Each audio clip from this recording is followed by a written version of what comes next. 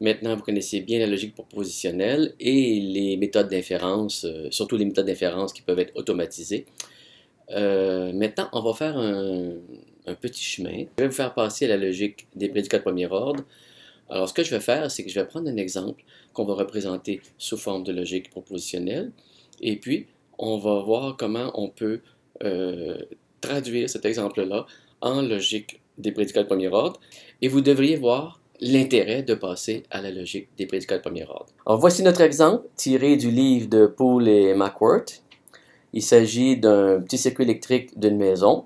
Okay? Et on a ici deux lampes, L1 et L2, et deux prises de courant, P1 et P2. Ce qui va nous intéresser dans un tel problème, c'est de savoir si les prises de courant sont alimentées. Autrement dit, si on branche quelque chose dessus, est-ce que ça va fonctionner? Et si les lampes L1 et L2 vont être allumées ou pas. Alors, pour qu'une lampe soit allumée, il faut que l'ampoule fonctionne bien, qu'elle ne soit pas brisée. Et il faut aussi que la lampe soit alimentée par le fil W0 ici dans le cas de L1 et W4 dans le cas de L2. W4 est alimenté selon la position de l'interrupteur S3. Donc, si l'interrupteur S3 est en position bas, le circuit est fermé, donc il va être alimenté par le biais du fil W3 ici. Bien sûr, si l'interrupteur S3 est en position haut, le circuit va être ouvert et la lampe ne sera pas alimentée ici. Dans le cas de L1, il y a deux fils qui peuvent alimenter, W1 et W2. Selon la position des interrupteurs S2 et S1, un fil sera alimenté plutôt qu'un autre. Et on voit que dans ce cas-ci, aucun des fils est alimenté parce qu'un interrupteur est en position haut et l'autre est en position bas. Et dans ce cas-ci, l'alimentation va passer encore une fois par le fil W3 qui, lui, est connecté à un disjoncteur. Donc, s'il y a une surtension, le disjoncteur va couper le circuit. Même chose pour W6. Les deux disjoncteurs vont être liés à un fil W5 qui, lui, est alimenté par l'entrée extérieure de la maison. Donc voilà, ça c'est notre exemple. On peut représenter ça sous forme de logique propositionnelle, de telle manière qu'on pourrait savoir si L1 ou L2 sont allumés ou si P1, P2 sont alimentés. Voici la représentation en logique propositionnelle de notre problème. Okay. Ici, on a plusieurs propositions. Live, ici, ça veut dire que le fil ou l'appareil est alimenté. Okay. On a up et down pour indiquer qu'un interrupteur est en position haut ou bas. Vous voyez bien ici que le fil W0 a deux manières d'être alimenté, tel que vu dans le schéma ici. Soit le fil W1 est alimenté et l'interrupteur est en position haut, l'interrupteur S2, comme dans ce cas-ci. Soit le fil W2 est alimenté et l'interrupteur est en position bas. Il sera ici connecté sur W2. Et ainsi de suite pour tous les autres éléments de notre circuit.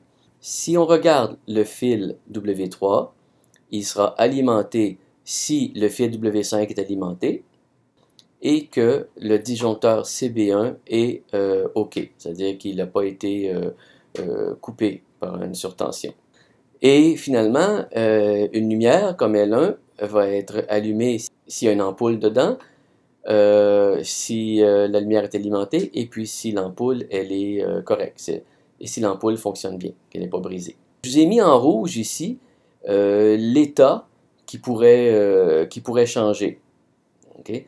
Par exemple ici, si on a light L1 ici, ça veut dire qu'il y a une lumière, il y a une ampoule dans la lumière L1, et OK L1 ici, ça nous dit que l'ampoule fonctionne bien.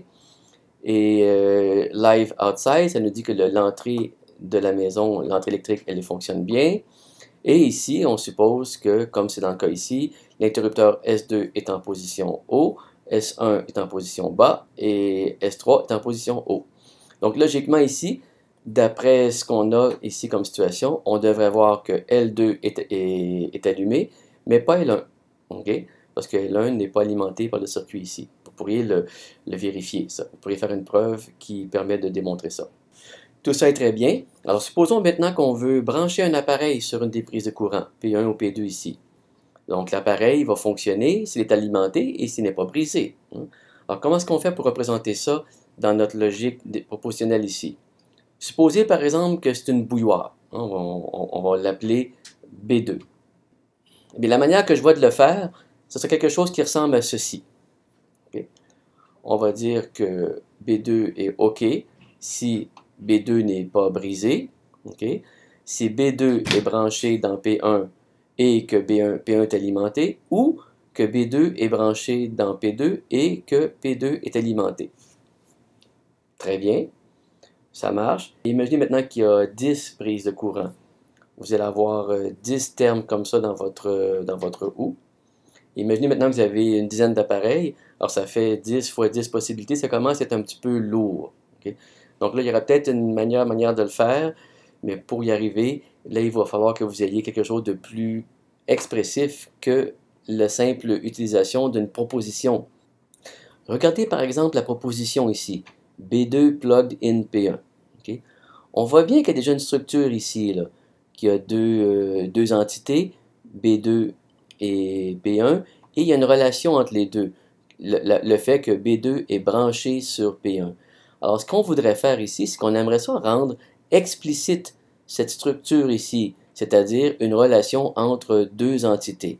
Similairement, vous allez remarquer ici que live P1 et live P2 ont des structures qui sont pareilles, c'est-à-dire un prédicat live appliqué à une entité. Encore une fois, c'est quelque chose qu'on pourrait représenter de manière plus explicite. Alors voici ce que ça donne. Toutes nos propositions ont été découpées en structure prédicat-argument. Ici, on voit une structure qui dit que B2 est OK, le prédicat OK appliqué à B2. Ici, ça nous dit que B2 est brisé. Évidemment, on veut la négation de ça. Et ici, on a notre structure de tout à l'heure qui est décomposée en, ici, un terme qui dit que B2 est branché dans P1, que P1 est alimenté, ou B2 est branché dans P2 et P2 est alimenté.